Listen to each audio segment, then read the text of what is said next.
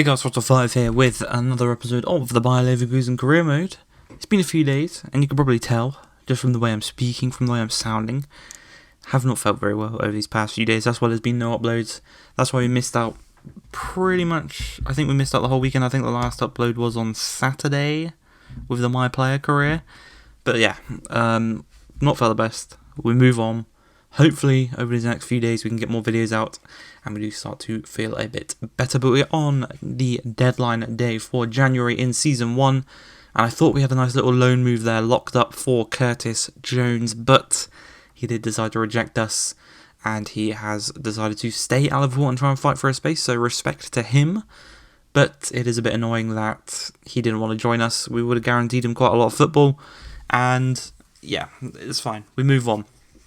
But with 2 hours remaining on this one, a release clause has been paid for Amiri, but there was not enough time for his contract to be negotiated, so he did actually decide. He actually stayed here, and unfortunately, that does actually, it pissed him off basically, and he did want to then demand a transfer, and we are actually going to sell him for less than his release clause because he is obviously transfer listed.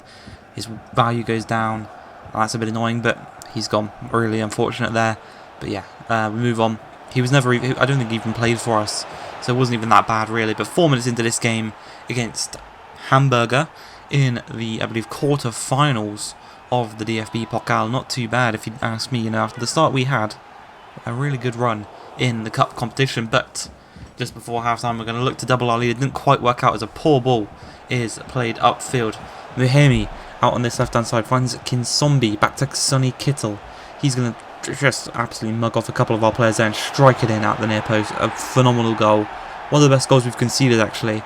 I'd say, all things considered, that was probably one of the best goals we've conceded this season. As you can see, some of the names out on the pitch. We've got a couple of rotational boys out there. Obviously, Hamburger are in the second Bundesliga.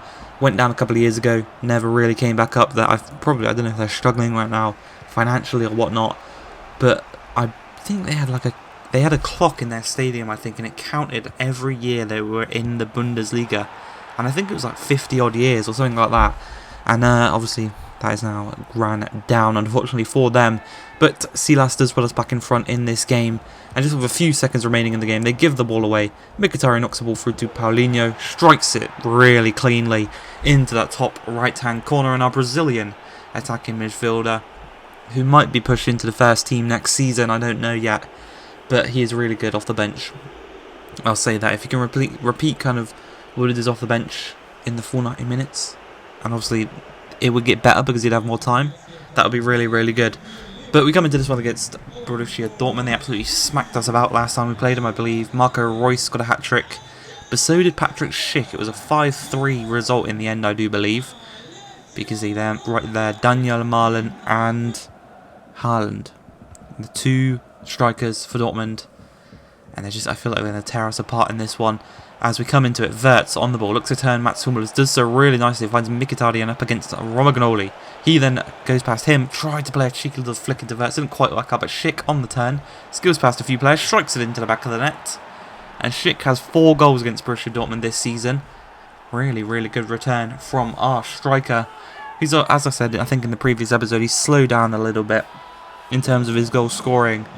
Obviously, since Silas has come into form and since Mkhitaryan is signed, he's just kind of slowed down a bit. As Haaland on the edge of the box strikes it, it deflects off of Jonathan Tah. I think it will still go down as a Haaland goal, but a really unfortunate and really annoying deflection does get them back on level terms after, I'd say, a dominant first kind of couple of minutes by ourselves, and then when it rains it pours. We don't clear the ball away properly again here from the boys. Thankfully we get it out this time, but we lose it straight away.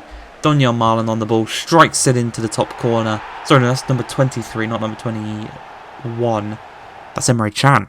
Emre Can strikes it into the top corner 39 minutes into this one. And just like that, we have gone and had the game flipped on its head, and we're now 2-1 down. Really not what we want. From kickoff in the second half, Emre Can finds Reus. Reus finds Haaland. Thankfully, we get the interception. We then give away the ball again. Marco Reus through to Erling Haaland. Just going to strike it on his weaker right foot past Hradetsky, I think is how you pronounce it. There was a comment saying how you pronounced it. Mkhitaryan then goes and gets a red card against his former team for a very rash, very cynical, very silly challenge. Patrick Schick tries to dink the keeper. It doesn't quite work out the way that I had planned. Way too much power on that one. And again, we're going to move forward. We've got 10 men. If we can get 2 goals in these last 15 minutes, it'd be the comeback of the century. As Florian Wirtz skips past Mats Hummels, is taken down in the process. And we do win a penalty. So this could kickstart our comeback. Aiming for that bottom left-hand corner. Florian Wirtz is going to be the man that won it. He's going to be the man that steps up, going straight down the middle. Psyching out the goalkeeper, because if we did go that bottom left corner, he would have saved it. But 3-2 is the score. You can see we've rushed Silas up pitch. We're going to catch the ball with Radetsky, knock it up to the... he's from the Republic of Congo. I don't know how you'd say. Is he Congolese? I'm not sure on that one, but he skips past their whole defence. They haven't got the quickest of defences anyway, but he skips past them all, sweaties it across to Patrick Schick, who gets his 2nd goal of the game, gets us back onto level terms at 3-3, and that is his 5th goal against Dortmund in the 2 games that we've played against them. 17 goals in 21 matches in in the Bundesliga this season, and Silas had the chance to completely flip the game on its head, but a great save does deny us a chance of winning this game 4-3 after being 3-1 down and going down to 10 men. But as you can see, we do accept the offer for Amiri from Roma. He'll be joining them for less than his release clause, and we will be getting less money, which is really unfortunate, but obviously the circumstances led to that. But, you know, you've got to move on. He never played, so I guess it's money for nothing, really. As Patrick Schick starts the counter-attack here against Stuttgart. Wirtz plays it against one of their former players in Silas, who goes and scores against his former team that we signed him from right at the beginning of the season. He does a show respect celebration. You know, you do that against your former team. I wouldn't personally. If I was a footballer, I'd celebrate every goal, but some players like to show the respect, you know, for the team that made them or whatnot. But we move forward again on the counter-attack. They are really, really, really dangerous counter-attacks here from ourselves as Silas, looking to get past Kempf, does so, lays it across to Florian Wirtz, and our young German attacking midfielder gets his 1st goal of the game. He's got a goal and an assist, so he's contributed to both goals in this one, as we are flying high here against Stuttgart. Hopefully we can get a 3rd, a 4th, a 5th, maybe even a 6th, but the chance does come for them as Nian plays the ball through to Nati to Maramouche, back to Nian, he skips it back to Farik to Nati. Great passing here from them. We're just struggling to get a touch on the ball, and in the end they do put it in the back of the net just before the half-an-hour mark. It is 2-1 to Stuttgart, to ourselves actually, against Stuttgart, and we're going to want to regain that 2-goal lead as Bissouma here to Demarbay to Schick. Schick first line ball to Florian Wirtz, strikes it low, strikes it hard to that bottom left-hand corner, and we do make it 3-1. Wirtz is now on for a hat-trick. I would assume the first hat-trick of his career. He's already got a couple of braces in this save. Never got the hat-trick though. And 31 minutes in, just before half-time, another chance here for Stuttgart here as Valoyes. Maramouche to Nian back to Valoyes. Going to look to strike it across goal, but he instead goes to the near post. And Radetsky does make the save, denying the chance of getting again within that 1-goal region, and keeping us at 3-1 to the good. As you can see there, Tapsoba does go down from the corner. It's going to be called back. It's going to be quite a bad injury. He's holding his knee and his head. Should be focusing on the head because he has got a concussion, is the injury that he did receive from this one. Going about for about 4 weeks with that concussion. You know, got to keep an eye on those types of injuries, really, especially in the modern day. You know, more focus on those, and for all the good reasons, obviously. But yeah, need to focus on that one. Hopefully it doesn't happen again. But Paulinho lays the ball across to Florian Wirtz, who does secure his hat-trick and has contributed to every single goal scored in this game. And we're 4-1 up. And like I said, I wanted 5, maybe even 6. But Wirtz does go and celebrate in front of the fans.